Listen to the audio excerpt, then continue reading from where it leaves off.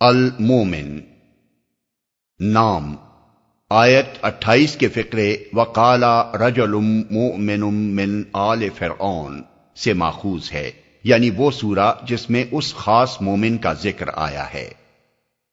زمانہ نزول ابن عباس اور جابر بن زید کا بیان ہے کہ یہ سورہ زمر کے بعد متصلاً نازل ہوئی ہے، اور اس کا جو مقام قرآن مجید کی موجودہ ترتیب میں ہے وہی ترتیب نزول کے اعتبار سے بھی ہے۔ حالات نزول جن حالات میں یہ سورہ نازل ہوئی ہے ان کی طرف صاف اشارات اس کے مضمون میں موجود ہیں۔ کفار مکہ نے اس وقت نبی صلی اللہ علیہ وسلم کے خلاف دو طرح کی کارروائیاں شروع کر رکھی تھیں۔ ایک یہ کہ ہر طرف جھگڑے اور بحثیں چھیڑ کر طرح طرح کے الٹے سیدھے سوالات اٹھا کر اور نت نئے الزامات لگا کر قرآن کی تعلیم اور اسلام کی دعوت اور خود نبی صلی اللہ علیہ وسلم کے بارے میں اتنے شبہات اور وسوسے لوگوں کے دلوں میں پیدا کر دیے جائیں کہ ان کو صاف کرتے کرتے آخر کار حضور اور اہل ایمان زچ ہو جائیں۔ دوسرے یہ کہ آپ کو قتل کر دینے کے لیے زمین ہموار کی جائے، چنانچہ اس غرض کے لیے وہ پہ ہم سازشیں کر رہے تھے، اور ایک مرتبہ تو عملاً انہوں نے اس کا اقدام بھی کر ڈالا۔ بخاری میں حضرت عبداللہ بن عمرو بن عاص کی روایت ہے کہ ایک روز نبی صلی اللہ علیہ وسلم حرم میں نماز پڑھ رہے تھے، یکا یک عقبہ بن ابی معیط آگے بڑھا اور اس نے آپ کی گردن میں کپڑا ڈال کر اسے بل دینا شروع کر دیا تاکہ گلا گھونٹ کر آپ کو مار ڈالے، مگر عین وقت پر حضرت ابو بکر پہنچ گئے اور انہوں نے دھکا دے کر اسے ہٹا دیا۔ حضرت عبداللہ کا بیان ہے کہ جس وقت ابو بکر صدیق اس ظالم سے کشمکش کر رہے تھے اس وقت ان کی زبان پر یہ الفاظ جاری تھے کہ کیا تم ایک شخص کو صرف اس قصور میں مارے ڈالتے ہو کہ وہ کہتا ہے میرا رب اللہ ہے۔ تھوڑے اختلاف کے ساتھ یہ واقعہ سیرت ابن حشام میں بھی منقول ہوا ہے، اور نسائی اور ابن ابی حاتم نے بھی اسے روایت کیا ہے۔ موضوع اور مباحث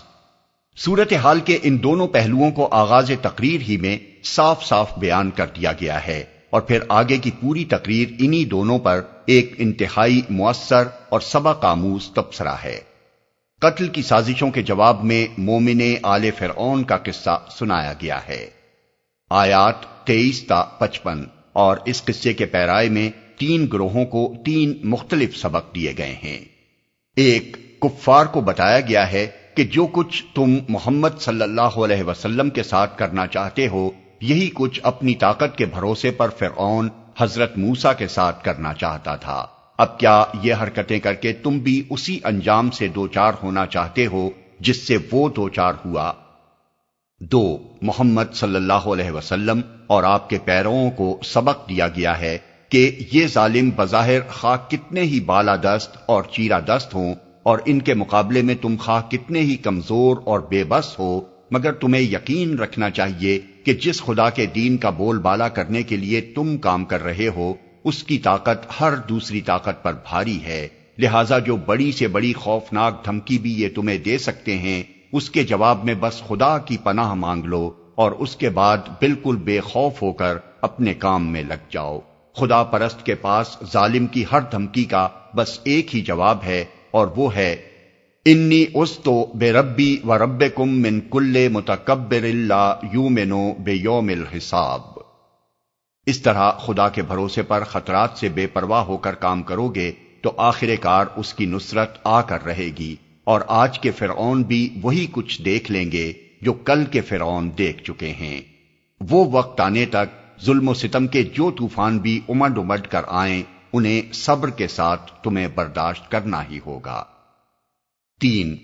ان 2 گروہوں کے علاوہ ایک تیسرا گروہ بھی معاشرے میں موجود تھا، اور وہ ان لوگوں کا گروہ تھا جو دلوں میں جان چکے تھے کہ حق محمد صلی اللہ علیہ وسلم ہی کے ساتھ ہے اور کفار قریش سراسر زیادتی کر رہے ہیں، مگر یہ جان لینے کے باوجود وہ خاموشی کے ساتھ حق و باطل کی اس کشمکش کا تماشا دیکھ رہے تھے۔ اللہ تعالیٰ نے اس موقع پر ان کے ضمیر کو جھنجھوڑا ہے اور انہیں بتایا ہے کہ جب حق کے دشمن علانیہ تمہاری آنکھوں کے سامنے اتنا بڑا ظالمانہ اقدام کرنے پر تل گئے ہیں تو حیف ہے تم پر اگر اب بھی تم بیٹھے تماشا ہی دیکھتے رہو۔ اس حالت میں جس شخص کا ضمیر بالکل مر نہ چکا ہو اسے تو اٹھ کر وہ فرض انجام دینا چاہیے جو فرعون کے بھرے دربار میں اس کے اپنے درباریوں میں سے ایک راست باز آدمی نے اس وقت انجام دیا تھا جب فرعون نے حضرت موسیٰ کو قتل کرنا چاہا تھا۔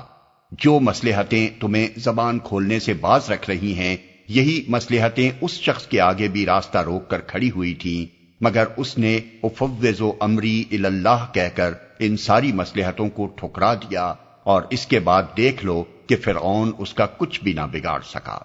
اب رہا کفار کا وہ مجادلہ جو حق کو نیچا دکھانے کے لیے مکہ معظمہ میں شب و روز جاری تھا، تو اس کے جواب میں ایک طرف دلائل سے توحید اور آخرت کے ان عقائد کا برحق ہونا ثابت کیا گیا ہے جو محمد صلی اللہ علیہ وسلم اور کفار کے درمیان اصل بنائے نزاع تھے،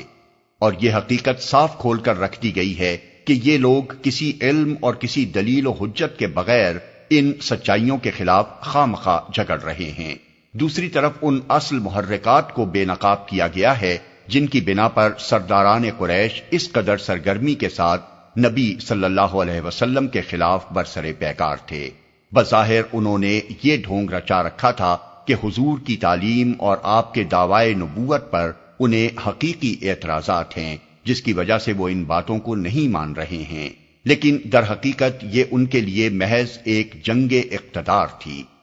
آیت 56 میں یہ بات کسی لاگ لپیٹ کے بغیر ان سے صاف کہہ دی گئی ہے کہ تمہارے انکار کی اصل وجہ وہ کبر ہے جو تمہارے دلوں میں بھرا ہوا ہے۔ تم سمجھتے ہو کہ اگر لوگ محمد صلی اللہ علیہ وسلم کی نبوت تسلیم کر لیں گے تو تمہاری بڑائی قائم نہ رہ سکے گی، اسی وجہ سے تم ان کو زک دینے کے لیے ایڑی چوٹی کا زور لگا رہے ہو۔ اسی سلسلے میں کفار کو پے در پے تنبیہات کی گئی ہیں کہ اگر اللہ کی آیات کے مقابلے میں مجادلہ کرنے سے باز نہ آؤ گے تو اسی انجام سے دوچار ہوگے جس سے پچھلی قومیں دوچار ہو چکی ہیں، اور اس سے بدتر انجام تمہارے لیے آخرت میں مقدر ہے۔ اس وقت تم پچھتاؤ گے، مگر اس وقت کا پچھتانا تمہارے لیے کچھ بھی نافع نہ ہوگا۔